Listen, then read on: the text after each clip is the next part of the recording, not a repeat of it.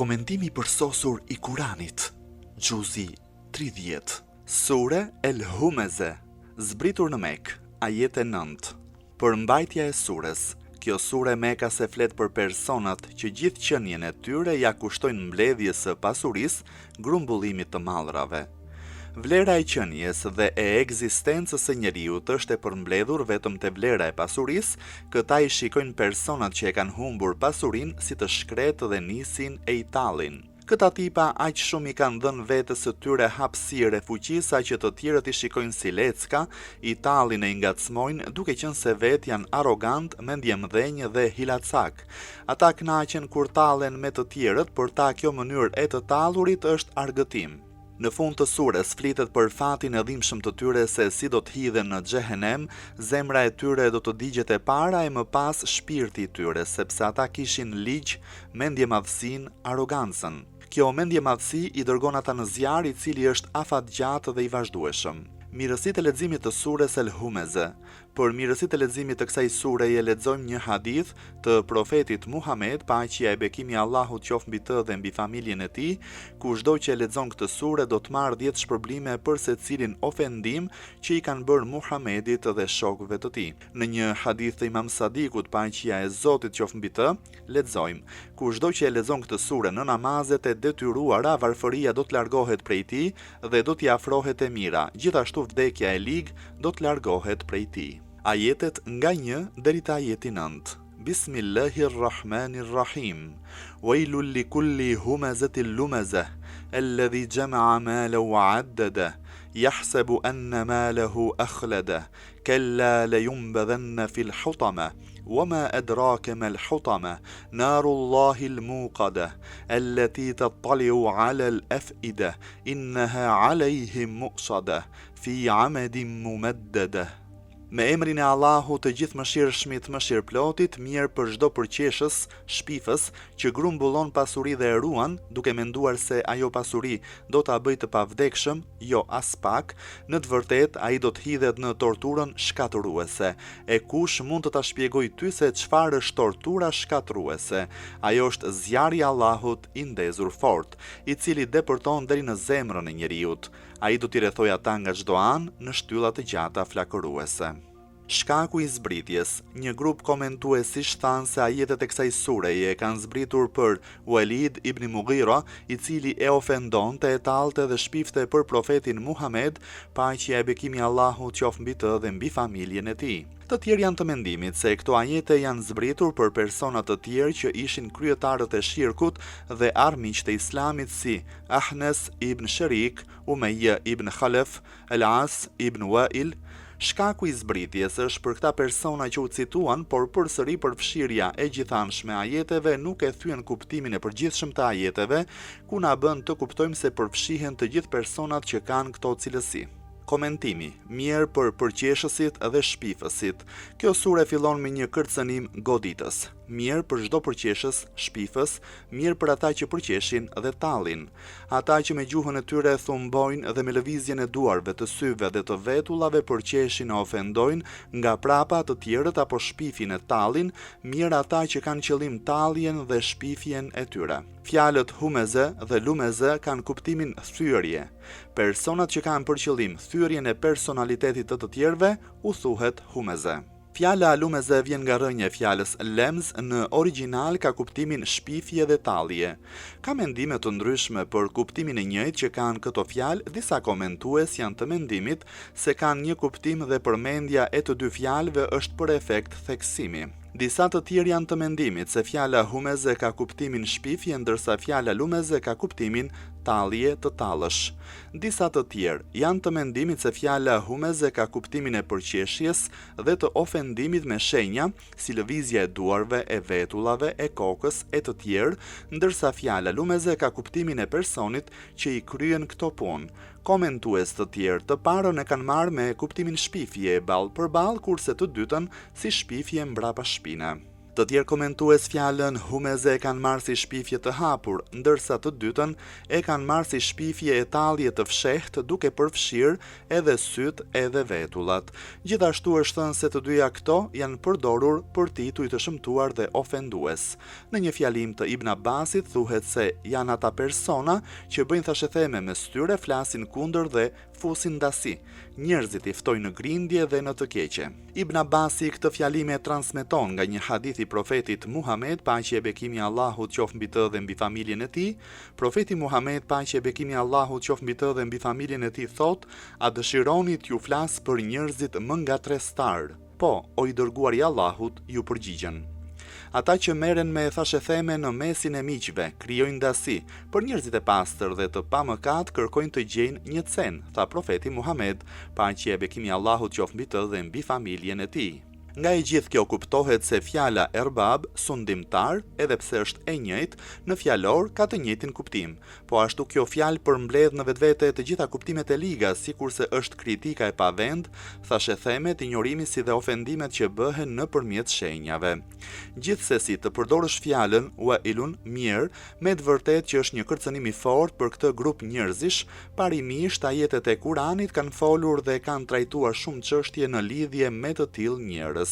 Gjithashtu Kurani i shenjtë përdor terma që nuk janë përdorur për asnjë mëkat tjetër, për shembull Allahu i madhëruar i kërcënon jo besimtarët me zemra të mbyllura dhe të verbuara për shkak të përqeshjes që u bën besimtarëve. U lute për ta, apo nuk u lute o Muhammed, Allahu nuk do t'i fal, edhe si kur ti të kërkosh falje për ta 70 herë, kjo sepse ata e mohuan Allahun dhe të dërguarin e tij, Allahu nuk i udhëzon në rrugë të mbar njerëzit e pabindur.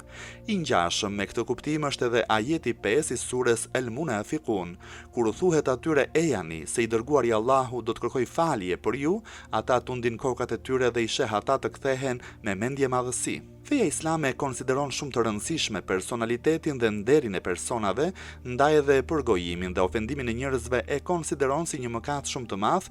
Në një hadith të profetit Muhammed, paqja e bekimi i Allahut qoftë mbi të dhe mbi familjen e tij, thuhet: njerëzit më të ulët janë ata njerëz që shpifin për të tjerët. Më pas flet për burimin dhe shkakun se si lind kjo vepër e keqe, kritika, nxjerrja e yçklave si dhe ngacmimi. Allahu në Kur'an na shpjegon se kjo gjë zakonisht vjen nga mendjemadhësia dhe pasuria që grumbullon pasuri dhe e ruan. Ata që grumbullojnë pasuri pa e ndarë se si e fitojnë atë, në mënyrë të lishme apo të palishme. Ata janë aq të pasionuar dhe të dhënë pas pasurisë, sa që e numërojnë vazhdimisht atë dhe gëzohen për të. Çdo para është një idhull për ta. Ata gjithë personalitetin e tyre e shikojnë tek paraja ose më mirë e përmbledhin te paraja. Ndaj është e natyrshme që të tillë persona të paudhëzuar të ofendojnë dhe të përçmojnë besimtarët. Fjala adede vjen nga rrënja e fjalës ade që ka kuptimin numërim. Komentues të tjerë janë të mendimit se kjo fjalë vjen nga rrënja e fjalës udh me kuptimin të përgatitësh këto mallra dhe këto rezerva. Të tjerë atë e kanë komentuar si vetë përmbajtje dhe maturi. Kuptimi i parë është më i qartë nga të gjithë.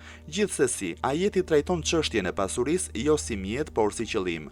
Në mbledhjen e pasurisë ata nuk kanë asnjë kusht si halal dhe si haram. Ata dhunojnë të drejtat e të tjerëve dhe kjo gjë nuk u bën përshtypje, por krenohen se si dhe në ç'mënyrë i grumbullojnë pasuritë e tyre. Ata nuk e duan pasurinë për të plotësuar nevojat jetësore, por e duan atë për lakmin që kanë.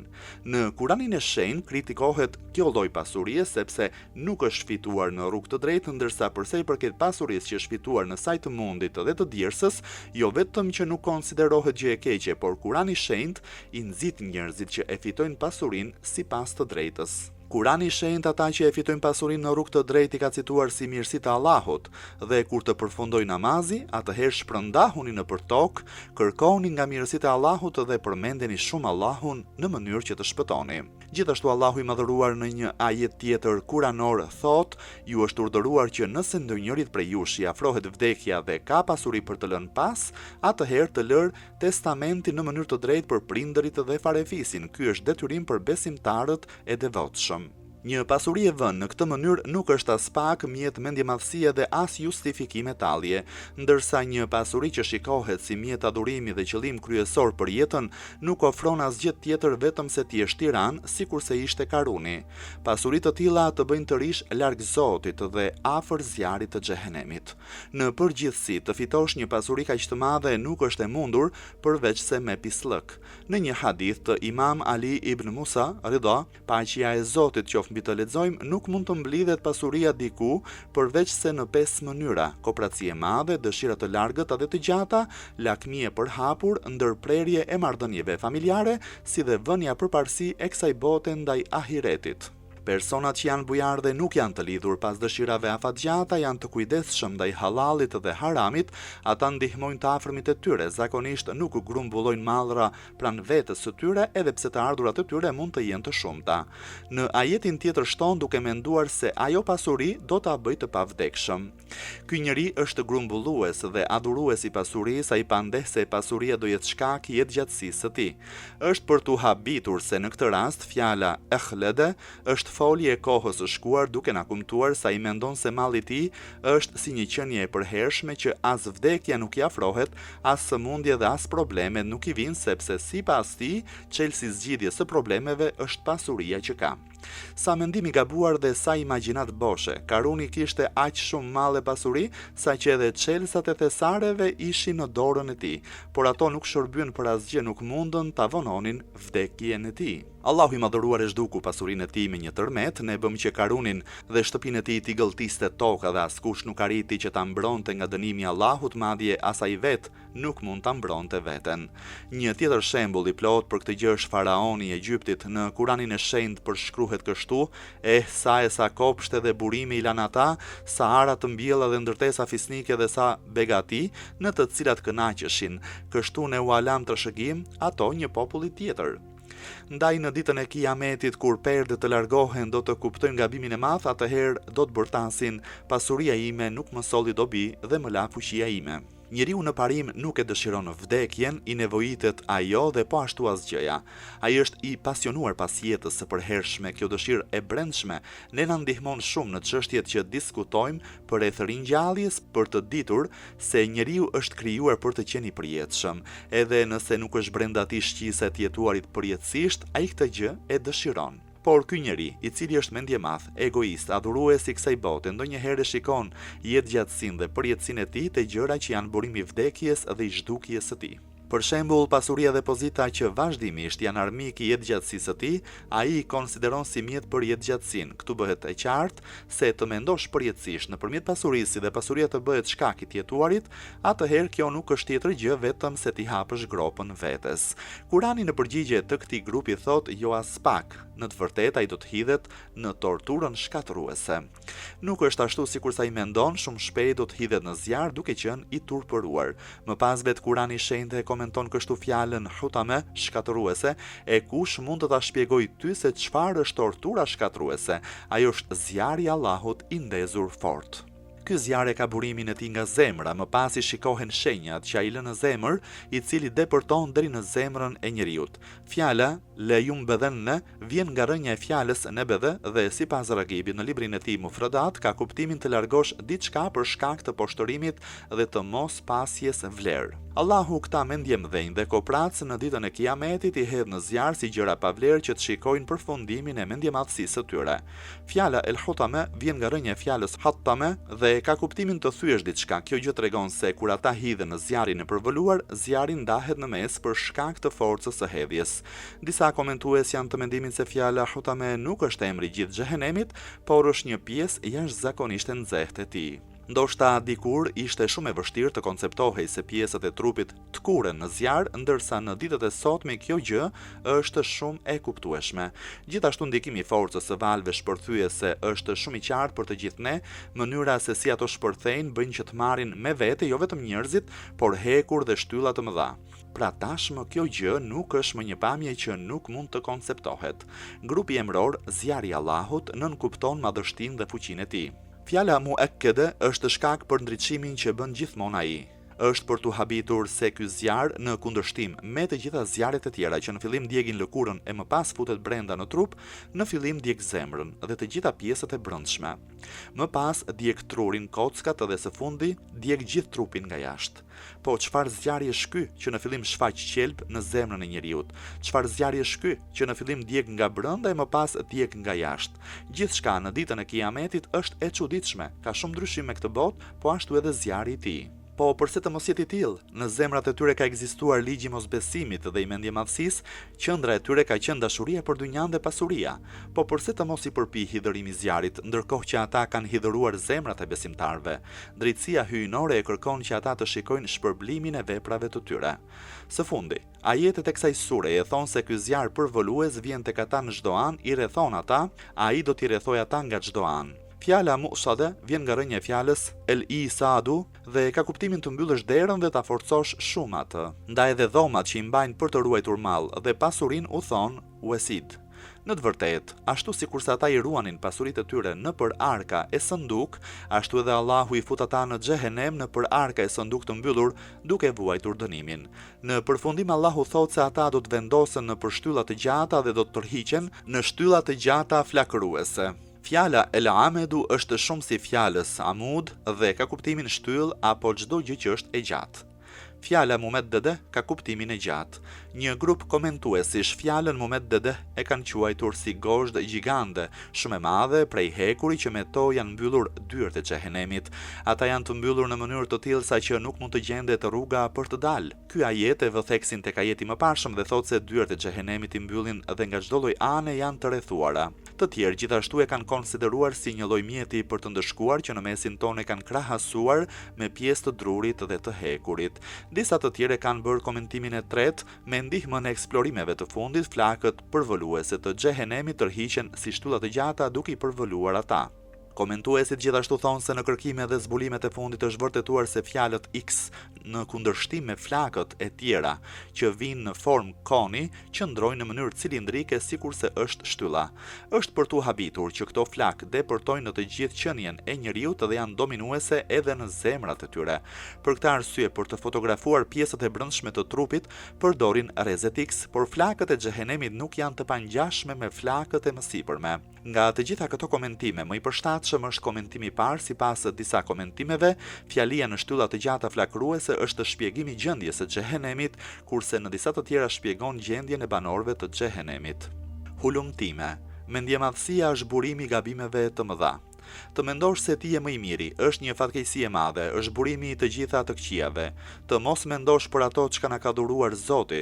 Të mos falëndërosh për mirësitë e Allahut, ti vësh kelmin mirësisë së Allahut, të zhytesh në shfrenim, në përqeshje të të tjerëve, në ofendim të besimtarëve e të tjerë, të gjitha këto janë cilësi të mendjemadhësisë të personave me pak kapacitet. Këta persona sapo rritën në pozitë ndryshojnë aq shumë sa që nuk ja din vlerën të tjerëve. Kjo gjë bëhet shkak i ndarjes nga shoqëria dhe shkak i ndarjes së shoqërisë nga ata. Ata e konsiderojnë veten e tyre të ndarë nga të tjerët në pozitë të lartë, e konsiderojnë veten e tyre të dashur dhe të afërm të Zotit. Ky pra është shkak që ata të mos pyesin për sedrën dhe për vlerat e njeriut dhe të shpirtit të tij. Është për t'u habitur se disa hadithe këta persona i kanë krahasuar me akrepat, që do thotë se puna e tyre është thumbimi, me ndryshimin që akrepi nuk thumbon nga zilia ndërsa njeriu po. Në një hadith thuhet profeti Muhammed, paqja e bekimi i Allahut qoftë mbi të dhe mbi familjen e tij, thotë se në natën e Miraxhit pa disa banorë të xhehenemit që i ndanin mishin nga shpatullat e tyre dhe ua jepnin për ushqim. Ai e pyeti Xhibrailin se cilët ishin këta. Xhibraili tha, këta janë ata që vetëm denigrojnë të tjerët. Ashtu sikurse e cituam edhe më lart, për këtë çështje kemi diskutuar dhe kemi trajtuar në ajetet e surës El Hujurat. Të kesh dëshirë për të mbledhur pasurinë. Për sa i përket pasurisë dhe grumbullimit të saj ka mendime të ndryshme. Disa i kushtojnë shumë rëndësi sa që të gjitha problemet i konsiderojnë halal, ndaj nuk është për t'u habitur se ky grup të merret vazhdimisht me grumbullimin e pasurisë dhe nuk i bën përshtypje se nga e fiton këtë pasuri në rrugë halal apo haram. Përballë këtyre gjendet një grup tjetër që nuk u bën përshtypje as pak pasuria, ata nuk i tremben varfërisë, përkundrazi e duan atë. Gjithashtu janë të mendimit se pasuria është bezdisëse nëse duan të afrohen tek Allahu.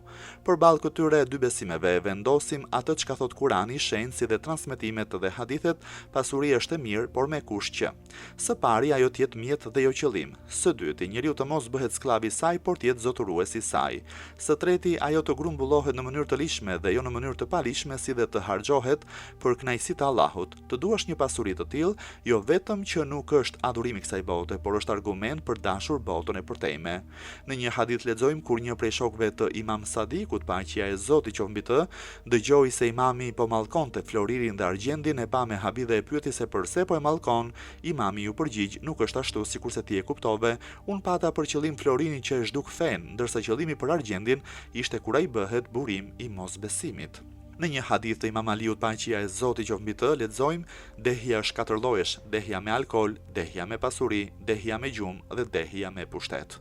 Në një hadith tjetër të Imam Sadikut, paqja e Zotit qoftë mbi të, lexojmë: një burr erdhi pranë dhe kërkoi që imami ta këshilloj. Imami tha: nëse mirësitë janë të drejta dhe kemi besim në to, atëherë pse na duhet grumbullimi i pasurisë, pse të mos e falim në rrugën e Allahut, kur shpërblimi do të na kthehet nga ana e Allahut, atëherë kooperacia për çfarë është?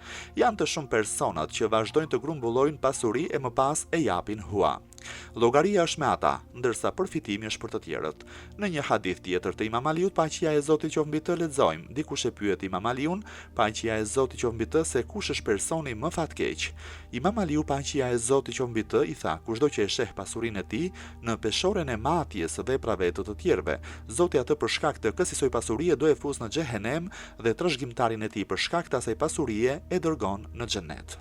Në një hadith tjetër të Imam Sadikut, paqja e Zotit qoftë mbi të, për komentimin e këtij ajeti lexojmë: në këtë mënyrë Allahu bën që ata të kenë keqardhje për pasurinë e tyre. Ky ajet është për personat që japin hua dhe për shkak të kooperacisë së tyre nuk falin asgjë në rrugën e Allahut, më pas vdesin dhe atë pasuri e lënë për persona që e përdorin si bindje ndaj Zotit ose e përdorin në kundërshtim ndaj tij. Nëse do ta shpenzoj këtë pasuri në rrugë të drejtë dhe duke u bindur rregullave të Allahut, ata e shikon në peshorën e veprave të mira, në të kundërt ata do të bëhen shkak për përforcimin e kryerjes së mëkatit. Çështja e grumbullimit të pasurisë është shumë delikate, ajo të bën të ndërtosh idhuj të rrezikshëm dhe ndonjëherë bëhet shkak i fatmirësisë. Këtë fjalim do ta përmbledhim me një hadith me shumë kuptim të Ibn Abbasit, kur u vendos për herë të parë monedha në këtë botë, iblisi u hodhi një vështrim, si i pa ato i mori 2 në dorë dhe i vendosi mbi syt, më pas i vendosi në gjoksin e tij, nga kënaqësia lëshoi britma, përsëri vendosi në gjoks dhe tha: ju jeni drita e syve të mi dhe fryti i zemrës sime. Nëse njerëzit ju duan juve, nuk është më e rëndësishme që të bëjnë idhuj. Për mua është e rëndësishme që t'ju duan juve, sepse ju jeni idhujt më të mirë. O Allah, na ruaj nga dehja e pasurisë, nga pozita e nga epshet e kësaj bote. O Allah, na çliro nga pushteti i shejtanit dhe nga robëria e pasurisë e kësaj bote. O Allah, zjarri i xhehenemit është i tmerrshëm. Ti rish larg zjarrit nuk është e mundur, përveç se me mëshirën dhe urdhrin tënd, o Zot. Amin. Ya Rabbel Alamin.